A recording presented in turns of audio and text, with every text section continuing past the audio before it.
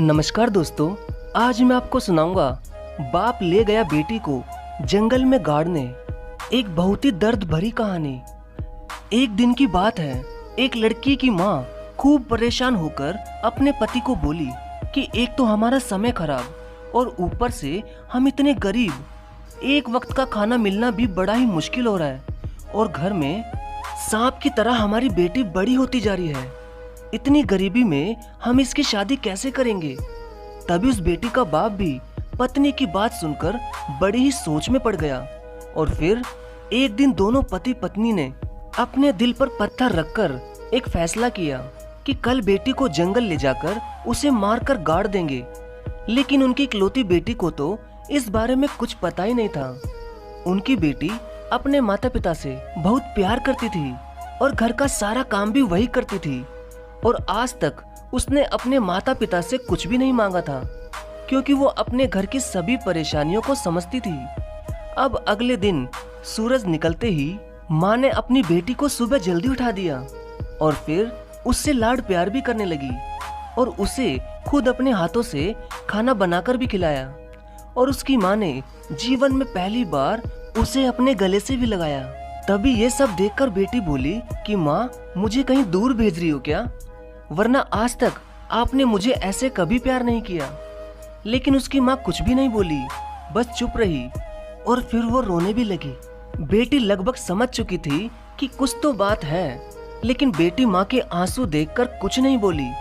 तभी उसके पिता एक फावड़ा और एक चाकू लेकर आते हैं, तो माँ ने रोते हुए अपनी बेटी को सीने से लगाया और फिर उसे बाप के साथ जाने के लिए कह दिया। अब बेटी पूरी तरह से समझ चुकी थी कि उसके माँ बाप के लिए वो बोझ बन चुकी है, लेकिन बेटी उनकी बहुत अच्छी थी और जाते जाते उसने अपनी माँ से कहा कि माँ, हर जन्म में तुम मेरी ही माँ बनना। ये कहकर बेटी बाप के साथ चली गई। अब दोनों बाप बेटी चुपचाप ही घने जंगल की तरफ जाने लगे। तभी अचानक बाप के पैर में एक बड़ा कांटा चुभ गया और वो दुखी होता हुआ एकदम से नीचे बैठ गया। बेटी से देखा नहीं गया, उसने तुरंत कांटा निकाला और फिर पिता के पैर पर अपनी चुन्नी फाड़कर बांध दी। तो पिता ने कहा कि बेटी, मेरे पैर पर हाथ ना लगाओ, हम बेटियों के हाथ पैरों पर नहीं लगवाते। तो बेटी ने कहा कि पिताजी, मैं भी आपको दुखी नहीं देख सकती। ये सुनकर पिता की आंखें नम हो गई, मगर उसने अपने आंसू दबा लिए। फिर वो थोड़ी ही देर में जंगल के बीचों बीच पहुंच गए। अब उसके पिता एक जगह देखकर उसे फावड़ा लेकर खोदने लगे और बेटी बाप के सामने बैठी हुई थी।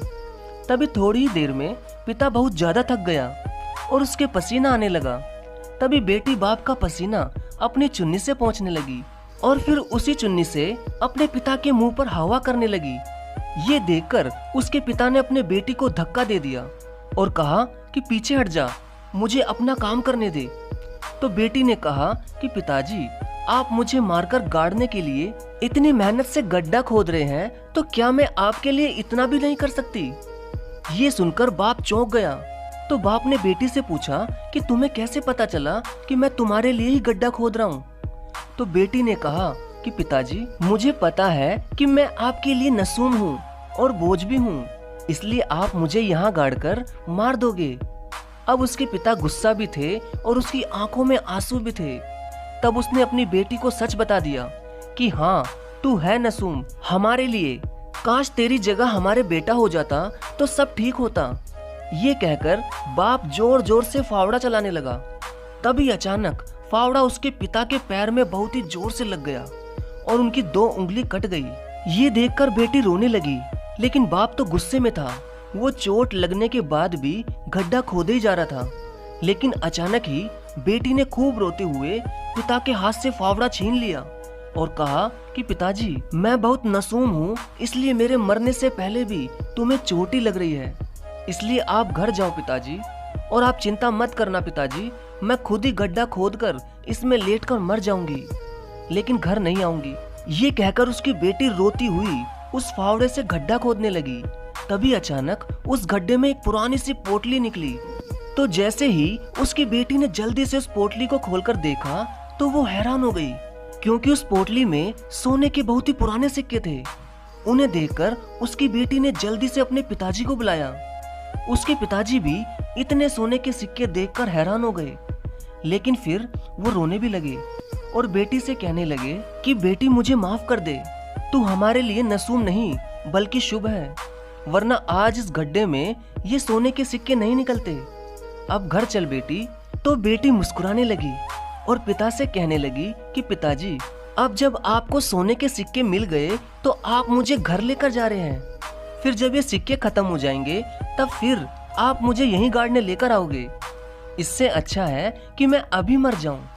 ये सुनकर पिता रोते हुए बेटी के पैरों में गिर गया और कहने लगा कि नहीं बेटी, मुझे माफ कर दे, हमसे बहुत ही बड़ी भूल हो रही थी। बेटी नसूम नहीं, घर की लक्ष्मी होती है। तुम तो मुझसे इतना प्यार करती हो बेटी कि तुमने ही तो मेरे पैर का कांटा निकाला, जबकि मैं तो तुम्हें मारने लेकर जा रहा था, फिर भी तुम्हें अपने पिता से इतना प्रेम था। तुम्हारे इसी प्रेम ने मुझे अपना कर्तव्य याद दिला दिया बेटी। अब अगर भूख से मरना ही होगा तो हम तीनों साथ ही मरेंगे, वरना कोई नहीं। और रही बात इन सोने के सिक्कों की, तो ये लो, इन्हें वापस इसी गड्ढे में दबा दो। ये सुनकर बेटी बाप के गले से लिपट गई और कहने लगी कि मुझे अच्छा लगा पिताजी, आपके अंदर ये बदलाव आ गया, वरना आज मैं आपको यहीं मरकर दिखा देती पिताजी। तभी बाप ने अपनी बेटी से कहा कि नहीं बेटी, ऐसा मत बोलो, अब मुझे सब समझ आ चुका है और अब तू मरने की बात मत कर, वरना तेरा ये पिता खुद ही मर जाएगा। तभी दोनों बाप बेटी वापस घर चले गए और खुशी खुशी अपना जीवन जीने लगे। वाकई में दोस्तों, बेटी कभी बोझ और नसूम नहीं होती, उसके नसीब का तो खुद भगवान ही दे देता है। जैसे उस बेटी को उस गड्ढे में सोने के सिक्के मिल गए। धन्यवाद।